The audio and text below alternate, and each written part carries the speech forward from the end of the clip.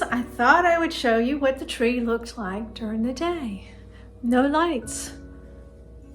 Not so great. All these holes. And I have fluffed, and I have fluffed, and I have fluffed. But I will put some footage in of it at night, and it's very pretty. And I think that once we decorate it, it'll be very nice because I can put a big ball in there. But I have to tell you, we got the tree at Hobby Lobby. Looked at what they had decorated, looked nice. Of course, it wasn't the most expensive tree in the world, but it wasn't the cheapest tree in the world. When we took it out of the box and my husband put it in the stand, I wish I had had the camera rolling because I thought I was going to cry. It was the ugliest thing I had ever seen. The branches were so weak and flippy. They're still really floppy. I'm just not used to it because that's not the way our Balsam Hill tree was, but it's a lot cheaper than that tree. And that poor tree lasted us 4 years and it died. And I guess in the scheme of things, we're new to the artificial tree game because up until 5 years ago, we always had a real tree. And you know, there's holes in a real tree. That's not perfect either. But I mean, I don't know. I gotta work on it some more. But it doesn't look too bad at night. And it's got, I'll put the camera up close so you can see it's got like 3 different types of branches in it. But when he took it out of that box, I might throw that thing in the trash. That is the ugliest thing I've ever seen. And fortunately, my husband said, well, let's just work on it a little bit.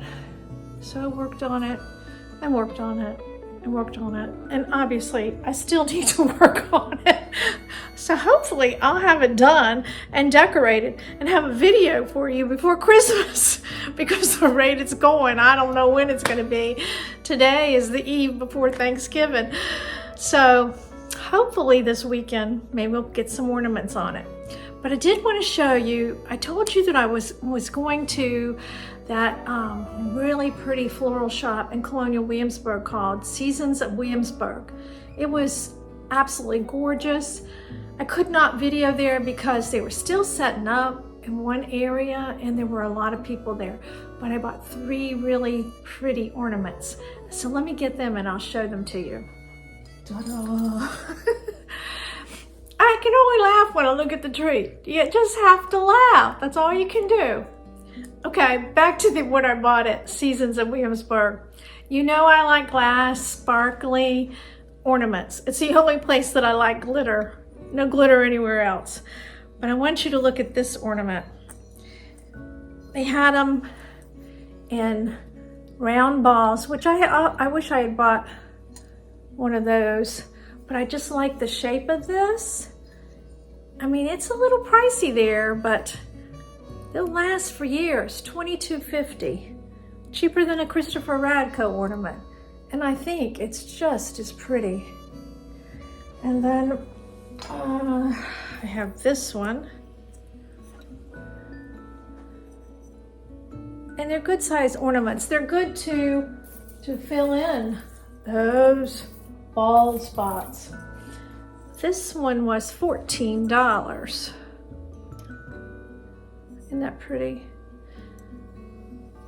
And they have the trees decorated, and all around the trees they have these have baskets with all the ornaments that they have on that particular tree. If I should get back up there again and it's not crowded, I will try to film. But if you live within a couple hours of Colonial Williamsburg, go there and then take a walk down Duke of Gloucester Street. It's free. You don't have to pay anything to walk down Duke of Gloucester Street and look at all the pretty wreaths that are made with fresh fruit. Okay, here's the other ornament. Isn't that pretty? And this one was $12.50. So really, you know, yes, more expensive than Walmart or Target when you buy a box of ornaments. But it's an ornament that you're not going to see on 20 different trees. it just bedazzles. It just bedazzles. So let me take the camera down closer to the tree so you can see the different little cedars that are in it. And then I'll get back with you when the tree gets decorated. I may be old. My hair might be totally white by then, but we're gonna get it decorated. The reason we picked it was because it had different kinds of needles on it. And here's one of those Scotch pine ones. So we'll see how it turns out. I really believe it'll turn out to be very pretty. The tree looked like with the lights on, and we added twinkle lights into the tree. I believe there are 3 strings of 100 of the twinkle lights. And I think it looks really pretty, all twinkling. Now, as you notice, in years past, for the 4 years that we had the Balsam Hill tree, we had it standing on this table, which was about 30 inches high, normal height. So my husband cut the legs off and put the tree on here so that it would still be tall, because our ceilings are 10 foot, but so that it's a little bit higher, so the little mischievous boy might not get into as much trouble as he would if it was flat to the ground. And you won't even see that because we're gonna put a tree skirt around it. Okay, another issue with the tree. This tree is never gonna get done. We realized as we were decorating it, the tree was spinning. So when you put the tree into the little stand, there's no nuts to tighten it down, no like nail to put through the center of the pole to hold it in place. The tree spins. So we're decorating it and it's spinning. The stars are leaning. It's a mess. It's just a mess. So because we're afraid Bodie will knock it down because it spins, it's a spinning tree, we're using the old fish line trick, tying it to the window over there to try to keep it from spinning and falling and breaking all the ornaments. So I had hoped to have this video to you before Thanksgiving. I don't know when it's gonna be, but we're working on it. This is Thanksgiving night, and hopefully soon you'll have it. I'll keep you posted. Well, the ornaments finally made it downstairs, so we're moving in the right direction to get the tree decorated. We're getting there. Rome wasn't created in a day. And little boy, he's tired from Thanksgiving company. He wanted some turkey so bad, but he did not get any because it's bad for puppies.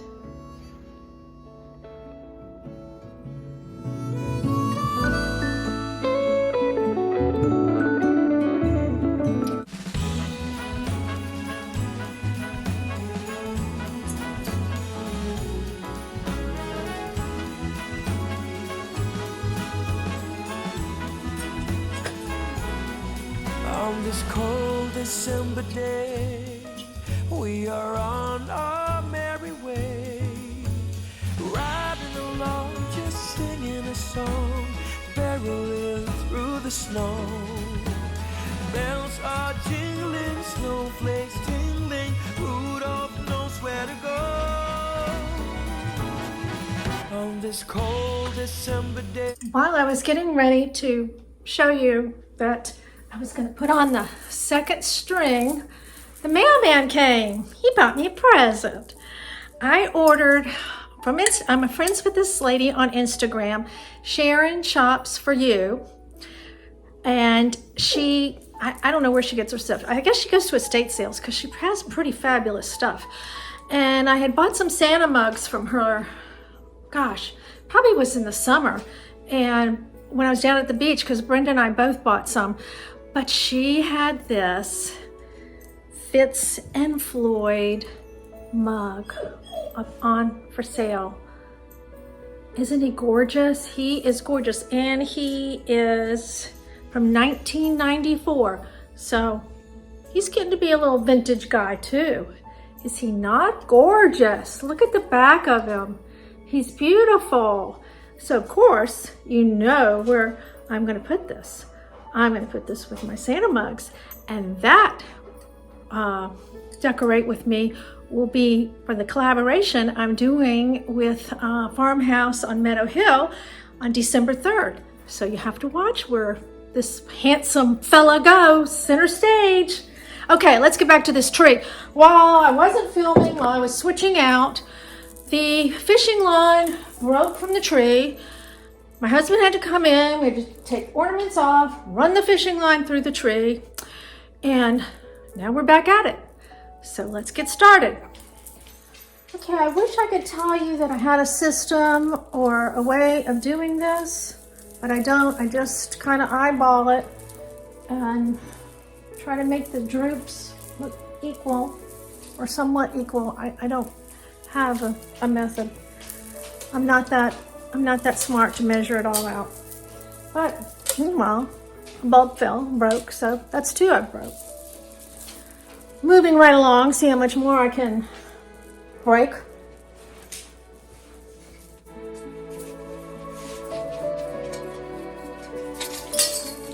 And this is how you do it.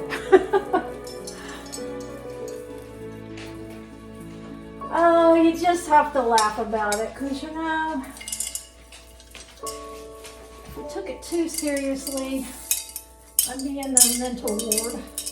It's just not worth it. And then this bead is not being cooperative.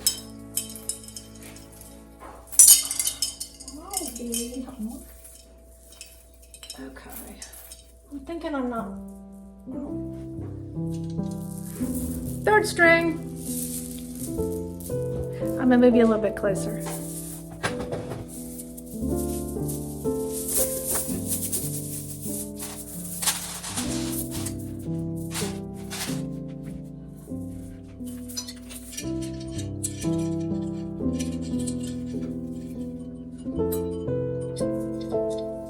Sometimes as I am putting the beads on, if it's a branch and the bead is near the end of the branch, I'll kind of bend the branch up to kind of anchor it in there.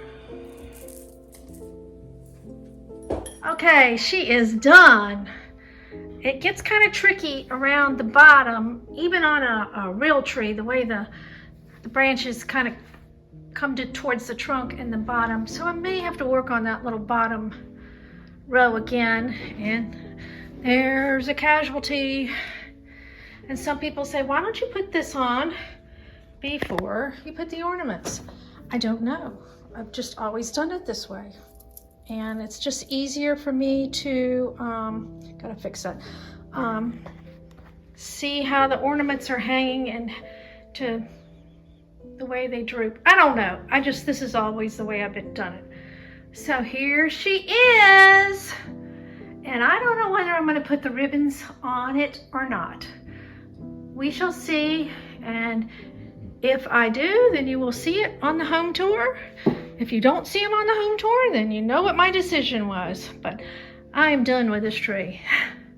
So thank you for being patient with me as I've had to piece this video together and get it all worked out. You know, it's a new tree. We've never had to work with it before. We weren't friends. We hadn't developed a friendship between us and the tree. So maybe next year will be easier. Or, you know, maybe next year I'll get a 2-foot tree. Who knows? But I love this little one that was in Dan's family. He's so cute. And this is one I got last year. Christopher Radko, and I think he's a handsome little devil too. So I'll see you in the next video. You guys take care. Happy decorating. Bye.